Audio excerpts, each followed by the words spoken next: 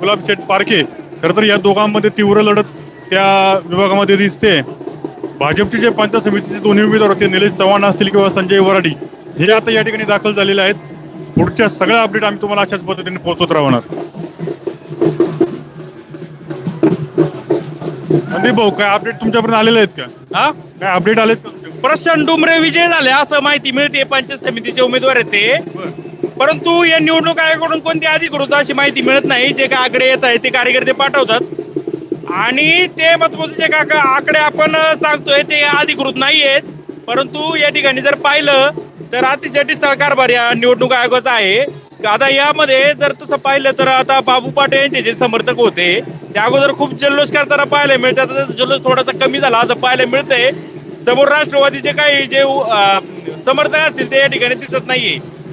शिवसेनेचे जास्त समर्थक आहे तिकडं विकी पारखे यांचे बोर्ड झळकावले जात आहेत. परंतु त्या ठिकाणी संतोष चव्हाण आणि हुसूर सावरगाव गट खरं तर हाय व्होल्टेज राहिला होता, त्याबद्दल काय अपडेट आहे, काय माहिती पुढे येते का? त्यामध्ये असं मिळतंय की थोड्याफार मताने गुलाब पारखे एक फक्त 8 मताने आघाडीवर आहे एवढी माहिती मिळते. म्हणजे अतिशय चुरस खरं तर त्या ठिकाणी चालू आहे.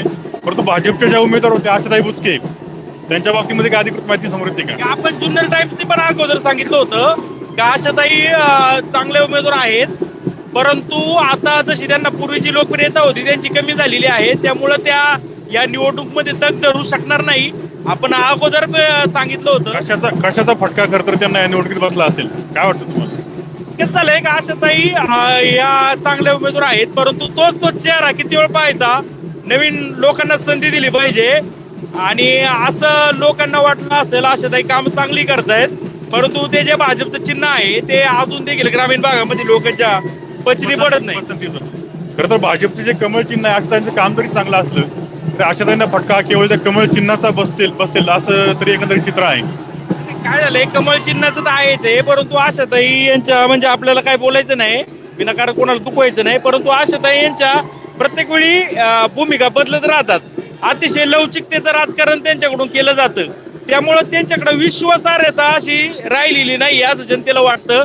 आणि आपण जर पाहिलं असेल का वेगवेगळ्या ठिकाणी अगोदर एकाला सपोर्ट करायचा, नंतर विरोध करायचा, परत सपोर्ट करायचा, पण ते लोकांना त्या भूमिकांचा कुठेतरी त्यांना फटका बसलाय किंवा त्या बॅकफुट आलं. त्याच्यामुळे त्यांनी जशी विधानसभेची निवडणूक जी लढवली त्याच्यामध्ये आपण पाहिलं खूप कमी मतं मिळाली आणि लोकांना असं वाटलं का हे आतमधून एकत्र येते शरद सोनवणेच्या विरोधात आणि हे सगळे एक गटाचे भाग बाहेर आले का?